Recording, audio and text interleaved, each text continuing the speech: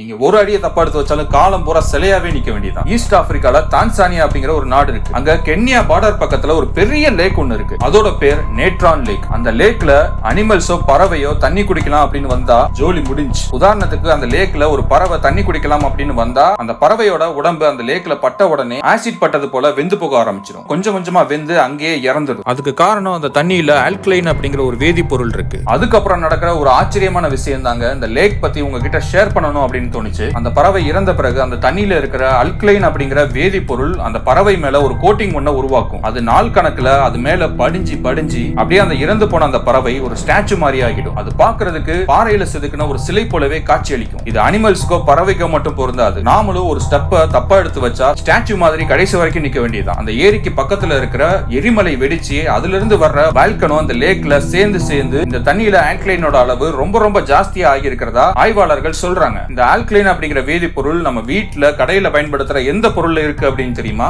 Baking soda. அதுல alkaline அளவு பயன்படுத்தக்கூடிய அளவுல இருக்கிறதால நம்ம உடம்புக்கு எதுவும் ஆகிறது இல்ல அப்படின்னு சொல்றாங்க. பட் பேக்கிங் சோடானால நம்ம உடம்புக்கு கெடுதி உண்டாகிட்டே தான் இருக்கு அப்படிங்கறத லேசா நினைவுபடுத்திட்டு இந்த வீடியோ உங்களுக்கு பிடிச்சிருந்துச்சு அப்படின்னா உங்களோட ஃப்ரெண்ட்ஸ் அண்ட் ஃபேமிலி சர்க்கிள்ல ஷேர் பண்ணுங்க. நீங்க யூடியூப்ல இருந்தா சப்ஸ்கிரைப் தட்டுங்க, இன்ஸ்டால இருந்தா ஃபாலோ தட்டுங்க. தேங்க்யூ.